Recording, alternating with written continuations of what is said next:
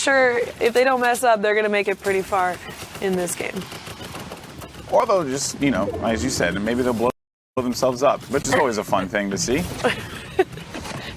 Yes. Of course, not with damage from the Stinker, so they're going to be the furthest, I should say, right in front of that zone. So they're, or not the furthest, the closest, apologies, the closest to that zone. Everyone else will have to travel quite a distance to get to them.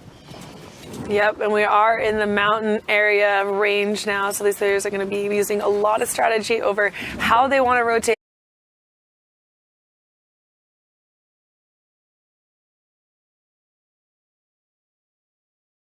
Can take full advantage of, and now with this smoke, the shadow bomb in effect, they can make their way across and get to a good position where they can start to build out, own some of the territory here, and any players maybe drop down in front of them. They can do the same thing they did to that last player that Powder was able to get, making it the third. So this player, they know that they have him basically against the ropes here, and this player knows it. He's going to try and just build and try and defend himself, but your boy Rax goes down. The RB. It's a great use, and he's not giving up to guys they're playing. But, that's huge. That was interesting play. He still had a lot of build, and he was out on his single piece. I think he just got greedy to get that elimination in those final tags onto Powder. Yeah, and I think that the full use of that combat shot, it does have a lot of range, but at that point you have no builds, and you know that that player is going to be above you, and more than likely sitting on that square. So there's no real reason for you to be directly underneath him, because we've seen so many times that people just go down and they challenge the fight. That was Kilp.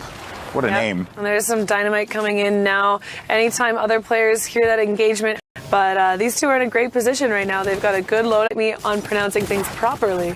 So I appreciate both. And you just want the positive adoration. You don't really want anything else. Oh, no. I appreciate constructive criticism, too. No. As long as it's constructive and intelligent, I'll take it. Okay. I'm kidding. Hey. Yeah. So those guys are doing great. I think I got 3 at once. Sorry, Jalmark. Chucking nades. Yeah, but here we go. We've got some guys on the high ground. That's Squalls and Marcotti. We're just for Marcotte. We're going to get that pronunciation right next game. Ricky on the low ground looking to find Kirache. Does get taken out. We got a lot of players in this mid ground as well. Falcony does get sandwiched now. HP Stompy goes back in challenges.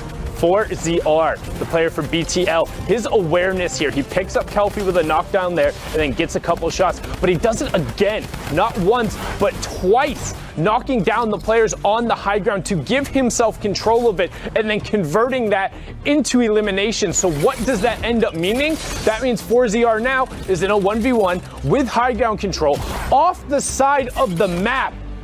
Onto the side. Unfortunately, a little bit of a mistake from Patrick, opted not to go for the jump pad, his only way out of there, and great cleanup from Forza. The matches are that much harder, being the most difficult region to qualify and having the highest point threshold. I mean, these Sunday matches are intense. Man, well, let's get ready to hop back into those games. I can't... You know, Uncle GB over here. And oh my gosh, I am loving the way that these guys are using but be like the marker strategy.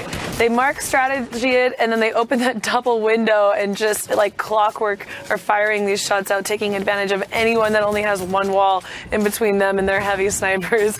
Keolis, wow.